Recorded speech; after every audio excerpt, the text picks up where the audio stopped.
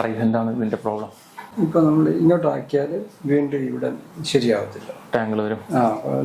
ഭയങ്കര ഇറിറ്റേഷനാണ്. നമ്മൾ ചെയ്യുന്നത് കണ്ട വീഡിയോസ് എല്ലാം ബൊട്ടോക്സ് ട്രീറ്റ്മെന്റിന്റെ വീഡിയോസ് ആണ്.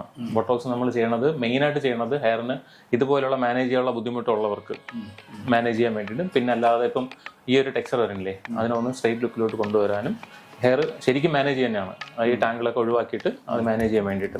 പിന്നെ നമ്മൾ ചെയ്യുന്ന സമയത്ത് ഒരു കണ്ടിട്ടുണ്ടല്ലോ ഒരു സ്ട്രെയിറ്റ് ലുക്കാണ് വരുന്നത് ചെയ്യുന്ന സമയത്ത്. ഓരോ വാഷിനെ ഡിപ്പെൻഡ് ചെയ്തിരിക്കും ഇതിൻ്റെ ടെക്സ്ചർ പിന്നെ പിന്നെ ചേഞ്ച് വരണത്. നമ്മൾ ചേഞ്ച് വന്നാലും പൂർണ്ണമായിട്ടും നമുക്ക് ഈ ടെക്സ്ചറിലോട്ടൊക്കെ പോകണമെങ്കിൽ 1 വർഷമൊക്കെ കഴിയും, 1 വർഷം കഴിയും. പിന്നെ നമ്മൾ ചെയ്യേണ്ടി വരണത് നമ്മൾ ഒരു 6 മാസം കഴിയുമ്പോഴത്തേക്കും ഈ ഹെയർ ഈ ലെങ്ത് വരെ ഹെയറിൻ്റെ വളർച്ചയെ ഡിപ്പെൻഡ് ചെയ്തിരിക്കും. ഈ ലെങ്ത് വരെ 6 മാസത്തിൽ ഒരു വളർച്ച വരും ഹെയറിൽ. അപ്പോൾ നമ്മൾ ഈ ഹെയർ നോർമൽ ആയിരിക്കും, ഈ ഹെയർ ട്രീറ്റഡ് ഹെയർ ആയിരിക്കും. അപ്പോൾ നമുക്ക് ചെയ്യേണ്ടി വരുന്നത് 6-8 മാസം കഴിഞ്ഞിട്ട് പിന്നെ ബുദ്ധിമുട്ട് വരുന്ന സമയത്ത് അങ്ങനെ ചെയ്ത് മെയിൻറ്റെയിൻ ചെയ്ത് പോകണതാണ് ഈ ട്രീറ്റ്മെൻറ്റ് വരുന്നത്. അപ്പോൾ ഓക്കെ, നമുക്ക് സ്റ്റാർട്ട് ചെയ്യാം.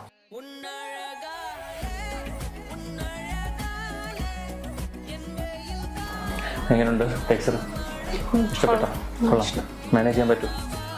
ആഫ്റ്റർ കെയർ ഒക്കെ കറക്റ്റായിട്ട് നോക്കണം കേട്ടോ. ഷാമ്പു കണ്ടീഷണറും വേറെ മാറി യൂസ് ചെയ്യരുത്. പിന്നെ ഹെയർ കെട്ടി വയ്ക്കരുത്, 2 ദിവസത്തേക്ക് കെട്ടി വയ്ക്കരുത്.